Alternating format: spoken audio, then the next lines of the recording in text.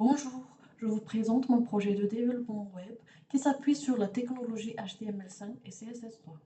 Ce projet est un site web d'Anzo qui utilise toutes fonctionnalités en HTML5 et CSS3.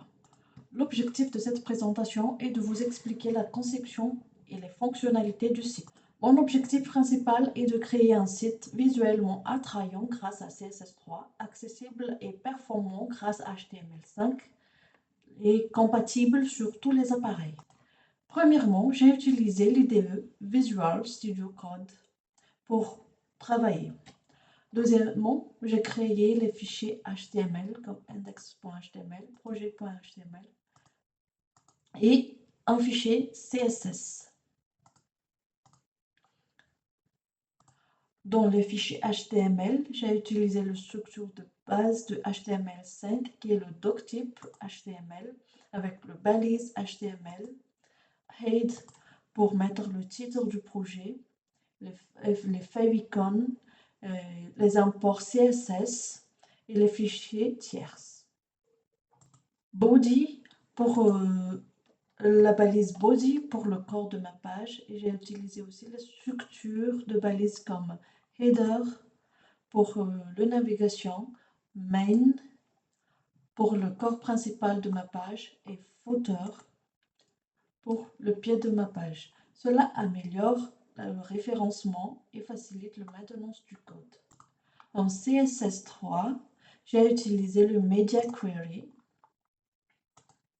Media Screen, pour le responsive design pour que ma page soit accessible sur tous les appareils, des diverses propriétés de CSS pour dynamiser l'expérience d'utilisateur. Voici un aperçu des fonctionnalités principales de mon projet. Premièrement, sur la page d'accueil, pour la représentation du zoo, j'ai mis des images et des vidéos avec la mise en page responsive pour qu'il soit adapté à toute taille d'écran. On voit aussi le footer que j'ai mis le contact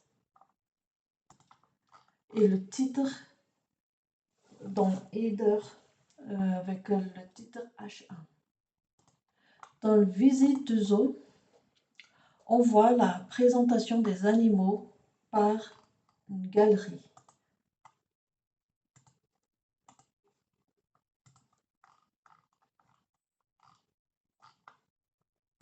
Troisièmement, dans la réservation, j'ai utilisé une formulaire interactive créée en HTML5 avec des champs obligatoires que j'ai mentionnés avec les étoiles. Des validations intégrées et un design moderne grâce à CSS3. Une animation et transition CSS3, des effets de survol pour guider l'utilisateur.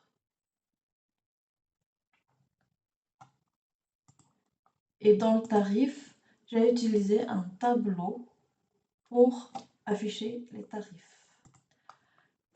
Du coup, j'ai utilisé Git, qu'on voit ici,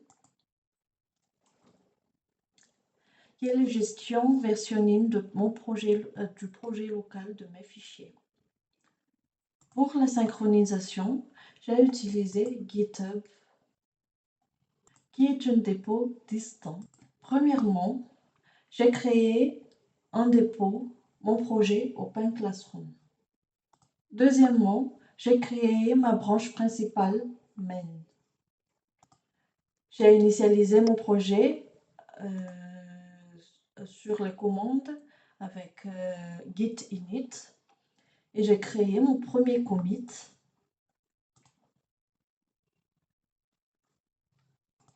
J'ai créé mon premier commit et j'ai pushé dans le serveur distant. On voit toutes les versions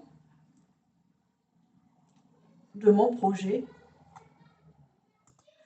GitHub, c'est pour héberger mes fichiers et pour que je puisse travailler n'importe où, dans n'importe quel appareil.